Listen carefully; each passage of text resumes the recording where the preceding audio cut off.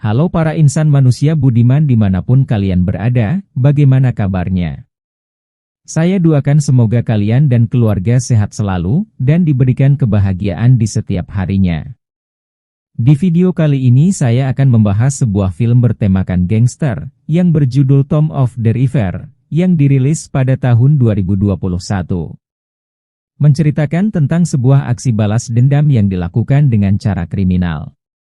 Namun, rencana tersebut justru menjadi kacau balau, saat seorang anggota geng menghampiri dan terjadilah kekerasan. Sebelum lanjut jangan lupa tekan tombol subscribe-nya dulu ya gengs. Kalau sudah, yuk kita mulai. Film akan berfokus pada sebuah geng bernama Taeji, tidak seperti geng lainnya yang suka melakukan tindak kejahatan, di sini mereka lebih mengutamakan pengembangan bisnis. Suatu ketika mereka sedang mengerjai seorang anggota bernama Hong, yang sebentar lagi akan menikah.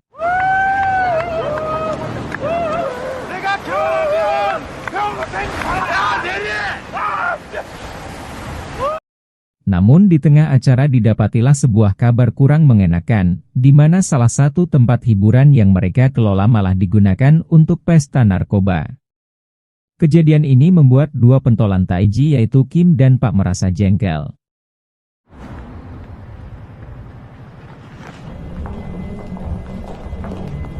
In boina.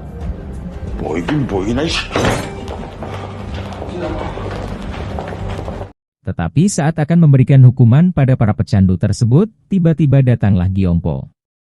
Dia yang juga merupakan pentolan dari Taeji langsung mengambil alih masalah dengan menyuruh anak buahnya membereskan semuanya.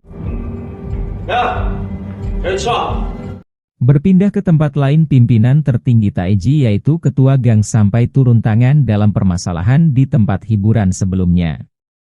Karena ternyata narkoba yang dikonsumsi oleh orang-orang tadi berasal dari Gyongpo atau bisa dibilang dialah bandarnya.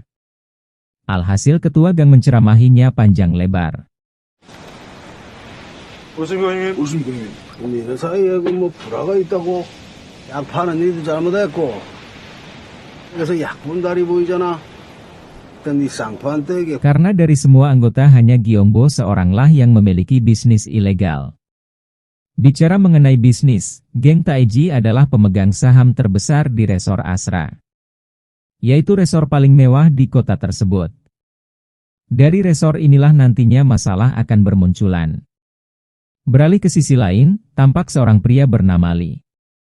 Dirinya merupakan anggota dari sebuah geng sebut saja Gangbuk. Lee menjalankan pekerjaan kotor sebagai penagih utang.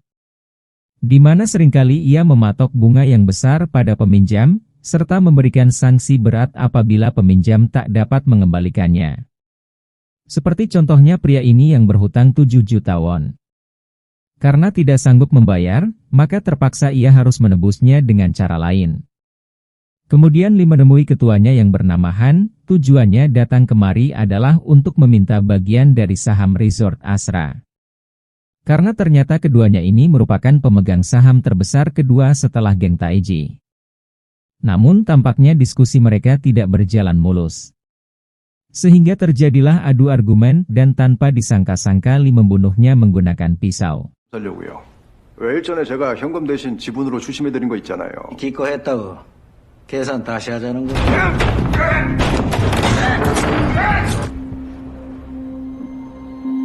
Beberapa saat setelahnya, polisi berdatangan ke TKP. Tapi mereka hanya menemui pria yang sebelumnya berhutang kepada Lee. Bisa dibilang kalau pria ini menembus hutangnya dengan mempertanggungjawabkan kejahatan Lee. Beberapa minggu berlalu, singkatnya Lee berhasil mengambil alih saham resort Asra, serta beberapa aset milik ketuahan yang telah dibunuhnya.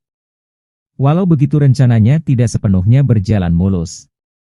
Di mana seorang anggota geng Gangbuk lainnya yang bernama Shin, mencurigai adanya kejanggalan dalam kematian ketuahan. Dirinya yakin bahwa dalam pembunuhan sebenarnya pasti adalah orang terdekat si ketua. 여기 어쩐 일이세요? 꼭 그렇게 하세요. 100% 지분 먹은 새끼가 범인인데 Suatu hari saat Kim tengah mengadakan rapat dengan anggota Taiji lainnya, tiba-tiba ia dihampiri oleh Lee. Sebagai pemegang saham terbesar kedua, tujuan Lee datang ke sana telah untuk membahas kepengurusan resort Asra. Namun kedatangannya tidak mendapatkan sambutan baik dari Kim. Adalah karena Kim tahu bahwa pria di hadapannya ini bukanlah orang baik-baik yang seringkali menjalankan pekerjaan kotor. 누군지는 알겠고, 그래서 뭘 또 그걸 굳이 보려고? Di antaranya seperti perdagangan narkoba, menagih hutang dengan ancaman kekerasan, dan masih banyak lagi. Sementara di luar sana Park mendapati anak buah Lee yang bernama Jungmo sedang membawa pisang di saku celana belakangnya. Ia pun sempat menyinggung soal Gangbuk yang selalu menyelesaikan masalah dengan kekerasan. Alhasil terjadilah sedikit adu argumen di antara mereka. Kembali lagi ke dalam. Kim tidak mengizinkan Lee untuk ikut campur dalam kepengurusan resort Asra. Apapun alasannya. Bahkan dirinya juga menantang Lee dengan menyuruh membeli sahamnya. Sehingga Lee pergi dari sana dengan perasaan kesal. Sampai suatu hari, lebih mengunjungi ketua gang yang tinggal di pinggiran kota. Awalnya ia hanya basa-basi dengan membahas beberapa hal sepele. Lalu saat ketua gang lengah ia langsung menusuknya menggunakan pisau. 펜을 잡아야 피가 묻고 칼 잡으면 콩. 강릉이 아무리 시골 바닥이라도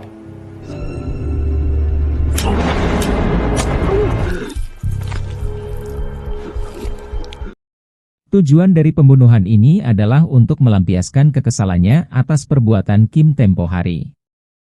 Selain itu, Lee juga berniat menghancurkan mental para anggota Taiji, sebagai bentuk usahanya dalam mengambil alih kepengurusan resort Asra. Seperti pada pembunuhan sebelumnya, kali ini ia menumbalkan seorang wanita untuk mempertanggungjawabkan semua kesalahannya. Si wanita pun terpaksa melakukannya, daripada harus dibunuh oleh Lee karena tidak bisa membayar hutang. Berpindah ke rumah sakit, Kim memaksa masuk sampai di depan ruangan operasi, demi melihat kondisi ketua gang.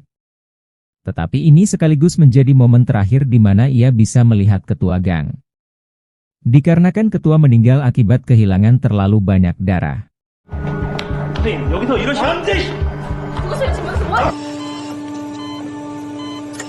Kemudian Kim langsung bergegas menuju kantor polis untuk menemui pelakunya. Setelah bertemu ia pun meluapkan amarahnya pada si wanita yang mengaku sebagai pembunuh ketua gang. 내가 했으니까 여기 와 있죠. 나도 살려고 그랬어. Namun sebenarnya Kim tidak yakin kalau si wanita tadi adalah pembunuhnya. Lantas seorang polisi bernama Byun memberikan sebuah informasi kepada Kim.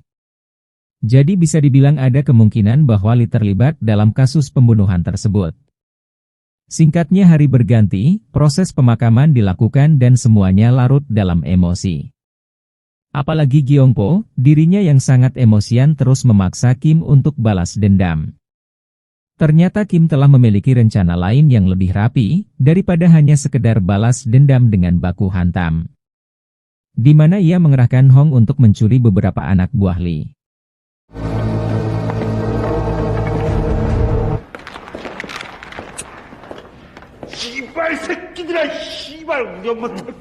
Kemudian setelah berhasil diculik dan diamankan di suatu tempat, datanglah Park untuk menginterogasinya. Di sini ia menanyakan soal kapan Lee akan melakukan transaksi narkoba. Walaupun pada awalnya orang-orang ini tidak mau buka mulut, tetapi mereka berubah pikiran setelah diancam serta dijanjikan banyak uang apabila mau memberikan informasi. Informasi dari anak buah Lee sebut terlalu disampaikan kepada polisi Byun. Dan dimulailah misi penangkapan Lee atas kasus kejahatan perdagangan narkoba. Di suatu malam tampak beberapa orang tengah mengisi bensin untuk mengantarkan narkoba kepada Lee. Tampak juga pihak kepolisian membuntuti mereka dari belakang sesuai arahan Byun.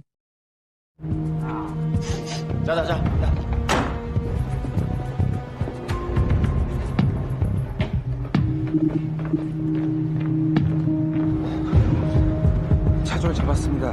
Sementara itu Kim tengah berbicara dengan Gyongpo melalui telepon. Gyongpo mengatakan, jika polisi gagal dalam menjalankan tugasnya maka dirinya sendiri akan turun tangan membunuh Lee. Karena bisa dibilang mereka tidak mempunyai banyak pilihan. Kalau menangkap Lee atas tuduhan perdagangan narkoba saja tidak bias. Apalagi menangkapnya atas tuduhan pembunuhan yang buktinya sama sekali tidak ditemukan. Di dalam perjalanan, para kurir narkoba yang merasa dibuntuti lalu berhenti di sebuah pasar sambil membawa beberapa tas berisikan narkoba. Di sini Byun dengan sigap mengatur posisi bawahannya agar mendapatkan titik paling efektif dalam melakukan penangkapan. Walau sempat terjadi sedikit aksi pengejaran, pada akhirnya para polisi berhasil membekukan mereka di tempat. Namun tanpa disangka-sangka setelah tas tadi dibuka ternyata di dalamnya hanya berisikan kopi. Bisa dibilang kalau pihak kepolisian telah dijebak, karena narkoba yang sebenarnya dititipkan pada penjual bensin di toko sebelumnya. Sesaat kemudian anak buah Lee, sebut saja si Gondrong, langsung mengambilnya. Mengetahui misinya telah gagal, Gyongpo hendak melancarkan serangan ke markas Lee. Tetapi di luar dugaan pihaknya lah yang diserang lebih dulu. Bahkan di tempat lain anak buah Lee juga melancarkan serangan terhadap anggota Taeji lainnya.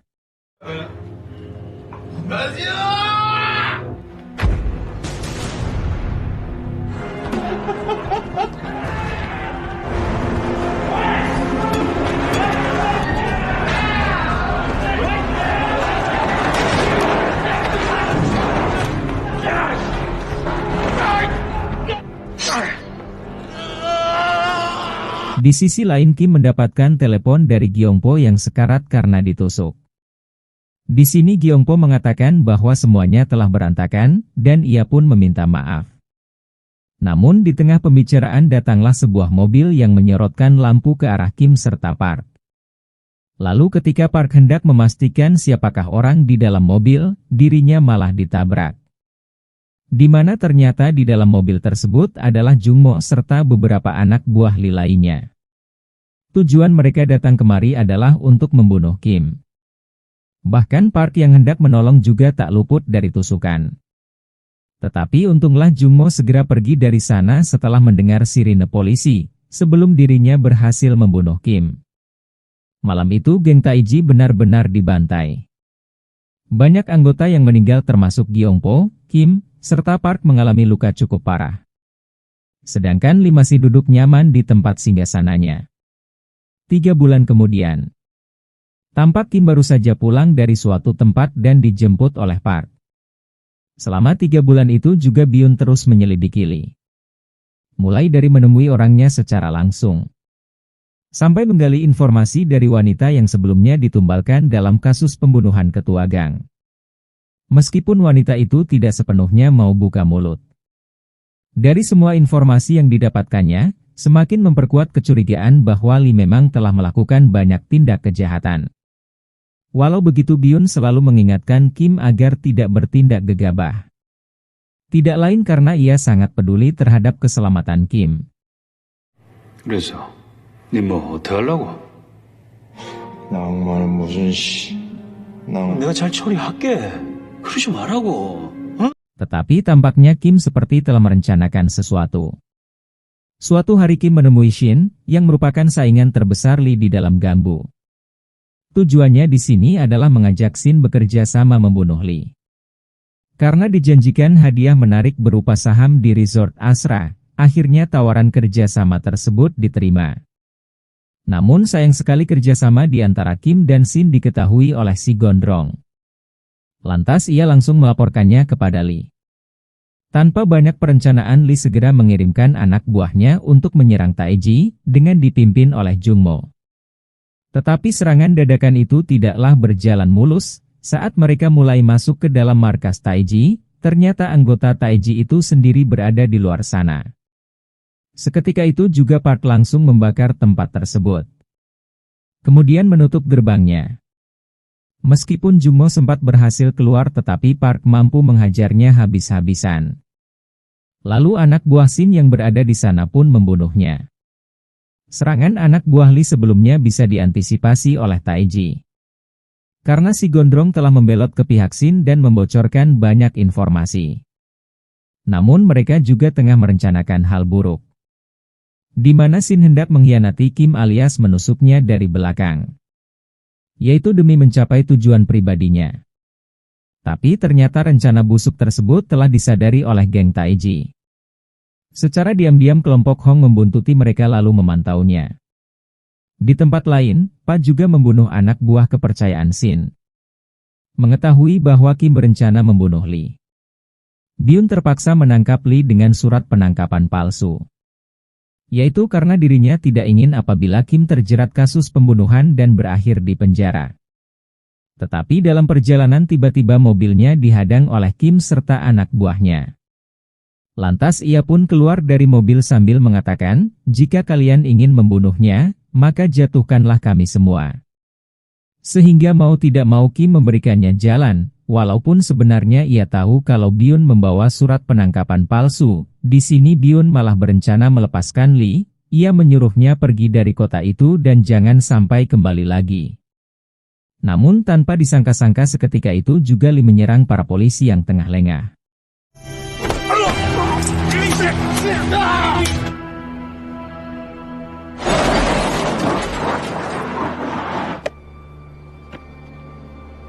Kegilaan psikopat ini tidak berhenti sampai di situ, di mana dirinya nekat melawan semua anak buah Kim sendirian.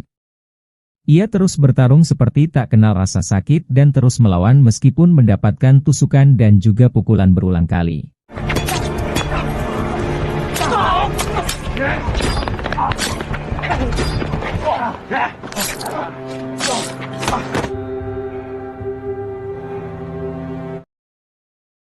Sampai akhirnya semua anak buah itu berhasil dihabisi, dan hanya tinggal Kim di hadapannya.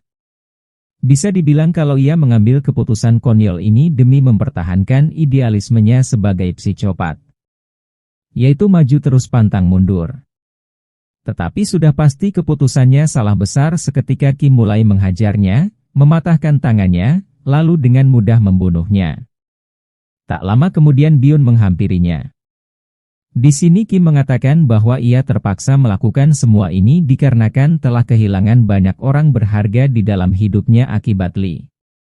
Lalu ia juga menanyakan. Karena Byun tidak merespon, ia pun beranjak pergi dari sana, dan film pun berakhir. Nah itu dia alur cerita Tom of the River versi One More Film. Jika kalian suka silahkan subscribe ya gengs. One More Film undur diri, sampai jumpa di video selanjutnya. Bye-bye.